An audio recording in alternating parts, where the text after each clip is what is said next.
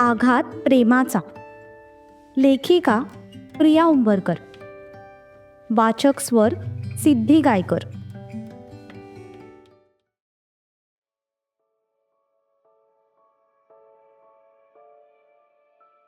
रात्रीच्या शांततेत एक मन तुटत होतं आणि त्या वेदनेतून काही धोकादायक विचार घेतले जात होते. त्यातच एक संवाद आणि आशेचा एक छोटासा किरण. पण अचानक सगळं बदललं होतं. कोणीतरी अनपेक्षितपणे समोर आलं होतं आणि एका नव्या खेळाची सुरुवात झाली होती. हा योगायोग आहे की काहीतरी मोठं घडणार आहे?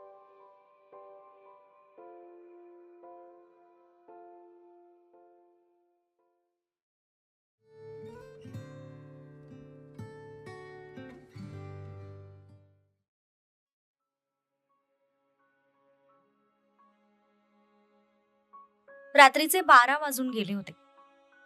सर्वजण झोपेच्या अधीन गेले होते. जेव्हापासून युगाला तिच्या लग्नाबद्दल कळालं होतं, तेव्हापासून तिच्या डोळ्यातलं पाणीच थांबत नव्हतं. रूम मध्ये स्वतःला कोंडून घेत तिने तिच्या आईचा फोटो छातीशी पकडला आणि मनसोक्त रडून घेतलं. आता तर रडून रडून तिच्या डोळ्यातले अश्रू सुद्धा सुकून गेले होते. काय करावं तिला काहीच कळत नव्हतं. इनफॅक्ट तिची आता जगण्याची इच्छाच उरली नव्हती. जर पूर्ण आयुष्य असंच काढायचं असेल तर जगायचं तरी कशासाठी आणि कुणासाठी? हा एकच प्रश्न वारंवार तिच्या मनात येत होता. 12 वाजताच्या आसपास तिने तिचं तोंड धुतलं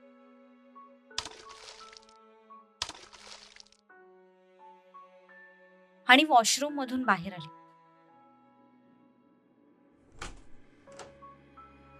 तिने तिचा फोन हातात घेतला आणि एक फोन लावला.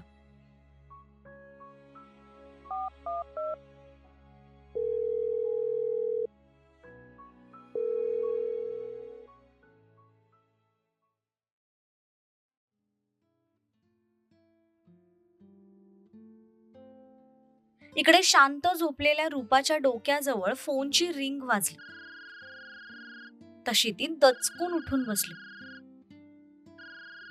अर्धवट उघडलेल्या डोळ्यांनीच तिने घड्याळाकडे पाहिलं तर रात्रीचे 12 वाजून गेले होते.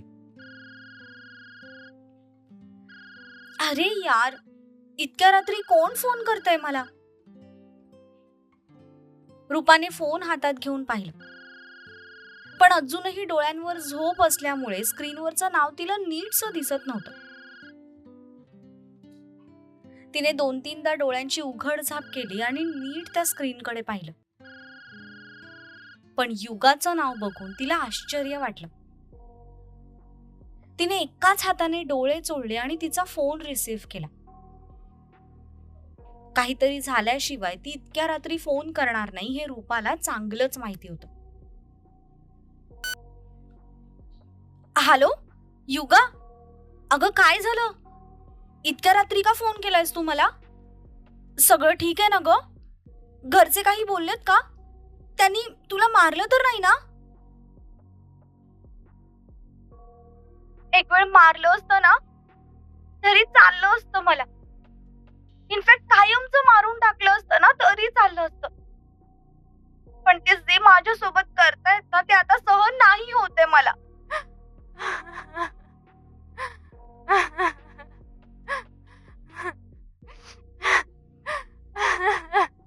रूपाने जवळ झोपलेल्या तिच्या आजीकडे पाहिलं. त्या शांत झोपल्या होत्या.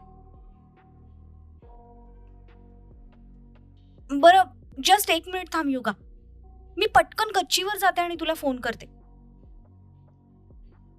रूपाने लगेच बाजूची ओढणी अंगावर घेऊन गच्ची गाठली. तिथे जाऊन पुन्हा युगाला फोन केला.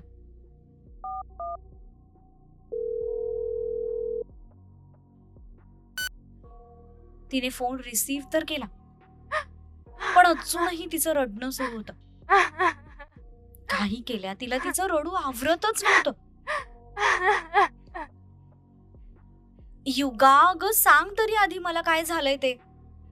प्रत्येक प्रॉब्लेमवर रडणं हे सॉल्युशन नाहीये अगं. तू मला प्रॉब्लेम सांग, त्यावर आपण काहीतरी तोडगा निघतोय का ते तरी बघू.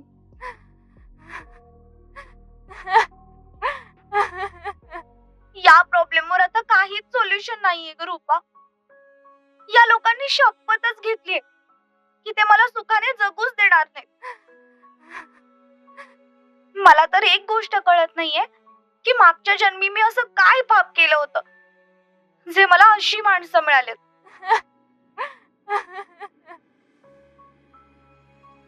माझा जन्म झाला तेव्हापासूनच माझ्या वडिलांनी जणू मला वाळीत टाकलं.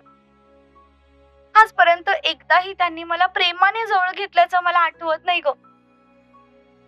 त्यांना पॅरालिसिस झाल्यापासून तर आमचं साधं बोलणंही नाहीये. वडिलांची माया काय असते ते तर मला माहीतच नाही. आणि आई गेली तेव्हापासून आजीने फक्त धाकात ठेवलं. घराण्याला वारस मिळावा म्हणून माझ्यासाठी दुसरी आई आणण्यात आली. पण जिथे माझ्या रक्ताच्या माणसांनी कधी मला प्रेम दिलं नाही, तिथे मी त्या परक्या बाईकडून तरी काय अपेक्षा करणार. नंतर युवराजचा जन्म झाला आणि मी अजूनच एकटी पडले. या घराने आजपर्यंत मला कसलंच सुख दिलं नाहीये, पण मी एका शब्दानेही तक्रार केली नाही. त्याचं कारण फक्त एक होतं. मनात कुठेतरी एक आशा होती. निदान माझं लग्न झाल्यावर तरी मी या सगळ्या नरकातून सुटेन. माझी तर काही मोठी अपेक्षा सुद्धा नव्हती ग. मी एखाद्या झोपडीतल्या मुलासोबत सुद्धा लग्न करायला तयार आहे. मला फक्त शांतता हवीये, कुटुंबाचं प्रेम हवंय. पण जर माझं हे सुद्धा स्वप्न पूर्ण होणार नसेल तर मी जगून तरी काय करू. कुणासाठी जगू आणि कशासाठी जगू.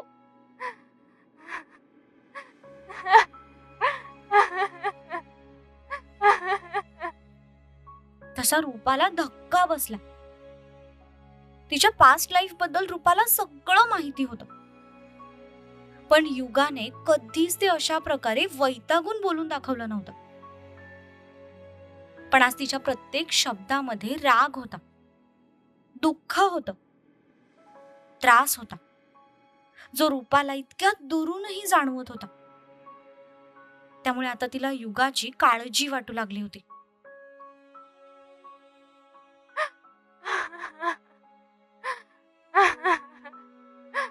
युगा, अगं तू प्लीज आधी रडणं थांबव आणि मला सांग नक्की झालंय तरी काय. युगाने तिचे डोळे पुसले आणि तिच्या लग्नाबद्दल रूपाला सांगितलं. पण हे ऐकून रूपा भयंकर शॉक झाली. काय? तुझ्या घरचे काय डोक्यावर पडलेत का ग?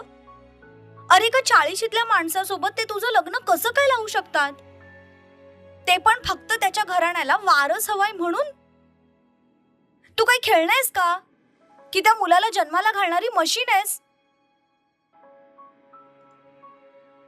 म्हणूनच आता मला जगायची इच्छाच उरली नाहीये ग रूपा. तूच सांग आता मी काय करू. या लोकांनी माझ्याकडे दुसरं कुठलं ऑप्शनच ठेवलं नाहीये ग.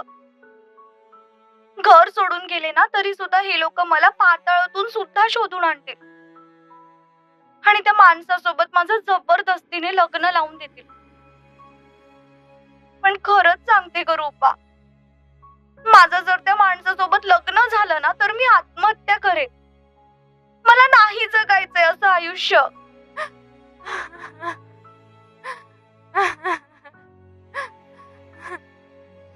युगा युगा, अगं तू वेडी आहेस का? असे विचार मनात सुद्धा आणू नकोस. हे बघ, प्रत्येक प्रॉब्लेमवर काही ना काहीतरी सॉल्युशन नक्की असतं. या प्रॉब्लेमवर सुद्धा आपण काहीतरी सॉल्युशन काढू अगं. पण प्लीज तू असे मरणाचे विचार मनात नको आणूस. यार तू एकच तर बेस्ट फ्रेंड आहेस माझी. तू तू पण असा विचार करायला लागलीस तर मी काय करायचं? मग मी आता काय करू रूपा? तूच सांग. माझं तर डोकंच बंद पडलंय अगं. काहीच सुचत नाहीये ग रूपा. झोप पण लागत नाहीये मला. ओके ओके ऐक. हे बघ, तुझ्या लग्नाला अजून 15 दिवस बाकी आहेत. म्हणजे आपल्याकडे थोडा वेळ आहे विचार करायला. तू लगेच तडकाफडकी काहीच निर्णय घेऊ नकोस.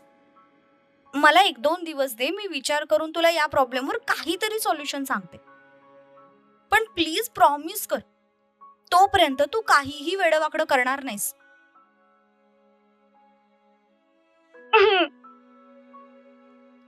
नाही, प्रॉमिस कर की तू काहीही वेडावाकडा विचार करणार नाहीस. Okay, promise. बर, आता तू झोप. मी उद्या येऊन भेटते तुला. बाय. बाय. काळजी घे. आणि हो, रडू नकोस. सगळं ठीक होईल. मी आहे ना तुझ्यासोबत. तूच तर एक आहेस ग रूपा, जिच्यामुळे थोडं तरी जगावंसं वाटतं मला. मग माझ्यासाठी थोडीशी वाट बघ युगा. मी त्या माणसासोबत तुझं लग्न होऊ देणार नाही म्हणजे नाही. अगदी काहीही झालं तरी. बाय.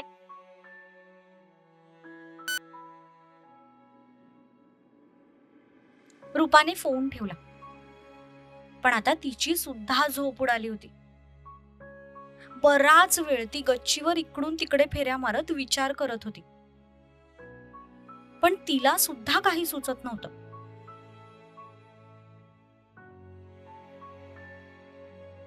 इकडे युगा नुसतीच बेडवर पडून राहिली होती. पहाट व्हायला आली होती, तरी सुद्धा तिच्या डोळ्याला डोळा लागला नव्हता. पण 4 नंतर थकून आपोआपच तिचे डोळे बंद झाले आणि तिला झोप लागून गेली.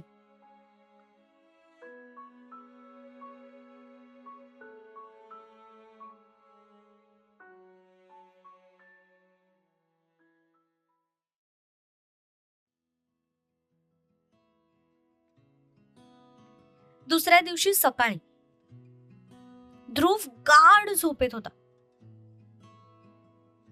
अहो, त्याच्या कानावर आवाज पडला, पण अजूनही त्याचे डोळे काही उघडत नव्हते. सरकार, अहो उठा की, सकाळचे 8 वाजत आलेत. कोणीतरी त्याच्या हाताला हलवत त्याला उठवण्याचा प्रयत्न करत होतं. अरे यार, 8 रोज वाजतात. मग मी काय रोज उठायचं का? अंतरा, अगं कसं होणार आहे तुझं? अंतरा फिरून त्याच्या दुसऱ्या बाजूने आली. अलगद त्याच्या शेजारी बसत तिने पुन्हा त्याच्या हाताला थोडंसं हलवलं. अहो, सर्वजण नाश्त्यासाठी जमतील आता. तुम्हाला पण उठायला हवं. उठा ना प्लीज. तसं त्याने वैतागूनच झोपेत तिचा हात पकडला. पण त्याच्या हात पकडण्याने तिच्या अंगावर मात्र सरसरून काटा आला. तिचं ते नाजूक मनगट त्याच्या दणकट हातांमध्ये होतं. आई, प्लीज यार, झोपू दे ना ग मला. तसं तिला हसायला आलं. त्याला वाटत होतं रोजच्या प्रमाणे त्याची आई त्याला उठवायला आली. तिने त्याच्याकडे पाहिलं तर तो फक्त बनियान आणि नाईट पॅन्टवर झोपला होता. ते अस्ताव्यस्त केस त्याच्या चेहऱ्याला शोभून दिसत होते. चेहऱ्यावर एक इनोसन्स होता. तो एक पाय थोडा वर दुमडून पालथा झोपला होता. त्या पोझिशन मध्ये तो एखाद्या लहान बाळासारखा क्यूट दिसत होता. तिने थोडा वेळ त्याचं निरीक्षण केलं आणि स्वतःशीच गालात हसली. त्याच्याकडे बघतच ती हळूहळू त्याच्या कानाजवळ खाली झुकू लागली. तसा त्याचा चेहरा तिच्या आणखी जवळ येऊ लागला. एका पॉइंटवर येऊन ती थांबली. आता तिच्या आणि त्याच्या चेहऱ्यामध्ये अगदी थोडं अंतर शिल्लक होतं. तिला तर त्याच्या गालावर ओठ टेकवण्याचा मोह आवरतच नव्हता. पण स्वतःला कंट्रोल करत तिने तिचे ओठ त्याच्या कानाजवळ नेले. कर्रर्र! तसा तो दचकून उठला. पण घाबरून उठायच्या नादात त्याचा हात तिच्या अंगाभोवती गुंडाळला गेला आणि तो जागेवरच तिला घेऊन गोल फिरला. हे इतक्या पटकन झालं की दोघांनाही काही कळलं नाही. जेव्हा त्याचे डोळे उघडले तेव्हा ती त्याच्या जवळ होती आणि तो तिच्या अंगावर. ती सुद्धा घाबरलेल्या नजरेने त्याच्याकडे बघत होती आणि तो आश्चर्यचकित डोळ्यांनी तिच्याकडे बघत होता. दिसायला ती सुंदर होती यात काहीही शंका नव्हती. पण जशी मुलगी त्याला लाईफ पार्टनर म्हणून हवी होती ती तशी नव्हती. त्यामुळे त्याने कधीही तिला त्या नजरेने पाहिलंच नव्हतं. तू तू इथे काय करतेस? ते मी तुम्हाला उठवायला आले होते. कोणी सांगितलं होतं तुला हे नसते उद्योग करायला? आणि मुळात मी तर रात्री दरवाजा लॉक केला होता. तू आत कशी काय आलीस? तो प्रश्न तर विचारत होता, पण अजूनही ते दोघे त्याच पोझिशन मध्ये होते. त्याच्या अंगाचा पूर्ण भार तिच्यावर होता. तिची तर मतीच गुंग झाली होती. ते ऍक्च्युली दर्शने मला तुमच्या रूमची चावी दिली होती. खूप झालं आता याचं.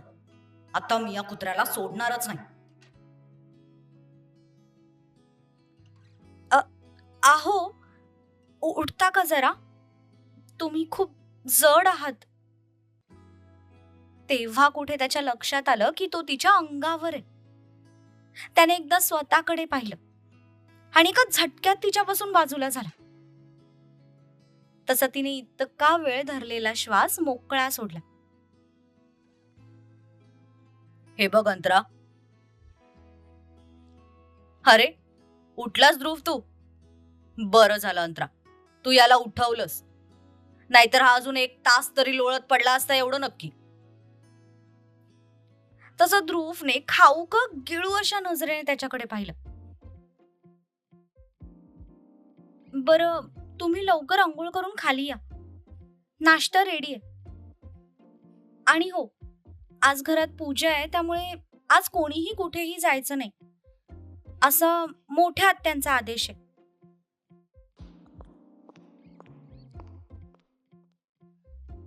अंतरा स्माईल करतच बाहेर निघून गेली. ती जाताच दोघांनी एकमेकांकडे पाहिलं. दर्शने ध्रुवकडे बघत एक खट्याळ स्माईल दिली. पण ध्रुव मात्र आता त्याला कच्चा खाईल हास्या नजरेने त्याच्याकडे बघत होता. कुठल्या जन्माची दुश्मनी काढतोयस बे दर्श तू माझ्यावर? ध्रुव दर्शच्या अंगावर धावला, पण दर्श आधीच सावध होता. जसा तो त्याच्या दिशेने पळाला तसा दर्श जागेवरच मागे फिरला आणि विजेच्या चपळाईने दरवाजातून बाहेर पळून गेला. याच जन्माची ब्रो. पण आता तो खाली गेला होता त्यामुळे ध्रुव त्याचं काही वाकडं करू शकत नव्हता. कुत्र्यात दर्श, जाऊन जाऊन चाशील कुठे? एकदा भेट एकांतात, मग सांगतो मी तुला. पायऱ्यांजवळच थांबवत ध्रुवने त्याला मनात भरपूर शिव्या घातल्या. तोपर्यंत दर्श खाली पोहोचला सुद्धा होता. खालूनच त्याला चित्र विचित्र एक्सप्रेशन्स देत चिडवत होता.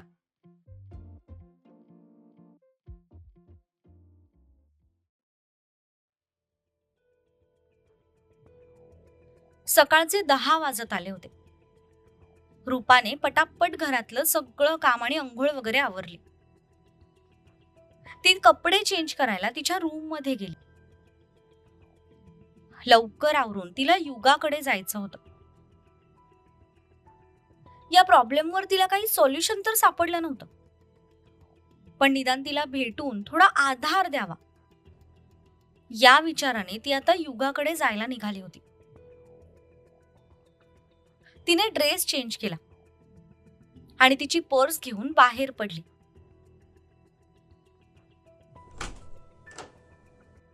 पण जसा दरवाजा उघडला तसं तिच्या चेहऱ्यावर आश्चर्य पसरलं. दारात काळे कपडे घातलेला एक माणूस उभा होता. आपण कोण? कोण हवे तुम्हाला? मिस रूपा? हो, मीच आहे रूपा. काय काम आहे? आमच्या सरांना तुमच्याशी थोडं बोलायचंय. त्यांना भेटू शकता का प्लीज? कोण सर? आणि त्यांचं काय काम आहे माझ्याकडे? सक्षम पाटील. त्यांना तुमच्याशी थोडं बोलायचंय. फार नाही, फक्त 15 मिनिटं घेतील ते तुमचे. तशी रूपाच्या डोळ्यात चमक आली. अचानक तिला युगाच्या प्रॉब्लेमचं सॉल्युशन समोर दिसू लागलं. युवराज आणि सक्षमची दुश्मनी तिला युगाकडून कळाली होती. त्यामुळे तिच्या दृष्टीने जर युगाला या सगळ्यातून कोणी वाचवू शकतं तर आता फक्त ती एकच व्यक्ती होती, तो म्हणजे सक्षम पाटील. हो, मी तयार आहे त्यांना भेटायला. कुठे आहेत ते? त्या समोरच्या गाडीमध्ये आहेत. ओके, चला. त्या माणसाच्या आधीच रूपात तडातडा पावलं टाकत त्या गाडीच्या दिशेने जायला निघाली.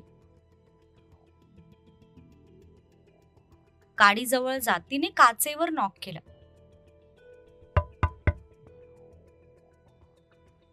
काही केल्या तिला तिची एक्साइटमेंट लपवताच येत नव्हती. आतून सक्षमने तिला नॉक करताना पाहिलं, तसं त्याने काच खाली घेतली.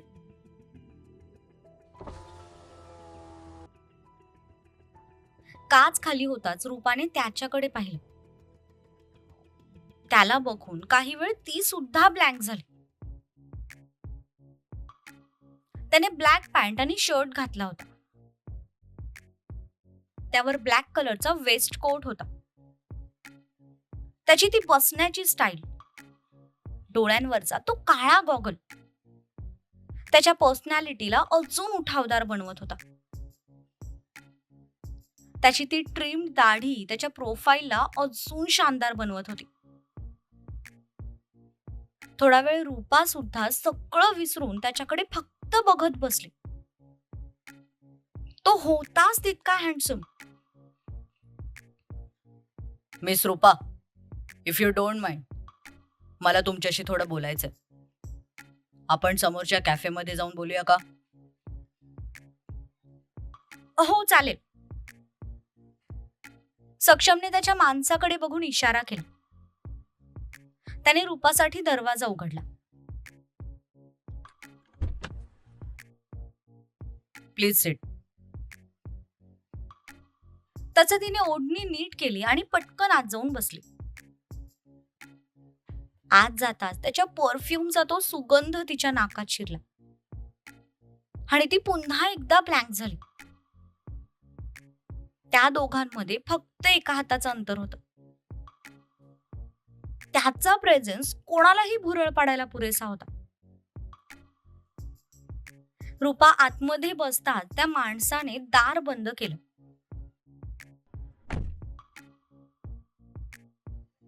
तो फिरून ड्रायव्हिंग सीटवर आला.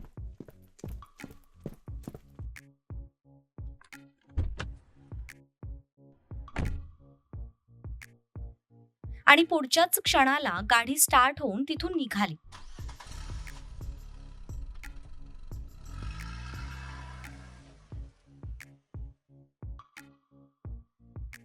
युगा, मी बोलले होते ना तुला, तुझं या माणसासोबत काहीतरी कनेक्शन नक्कीच आहे.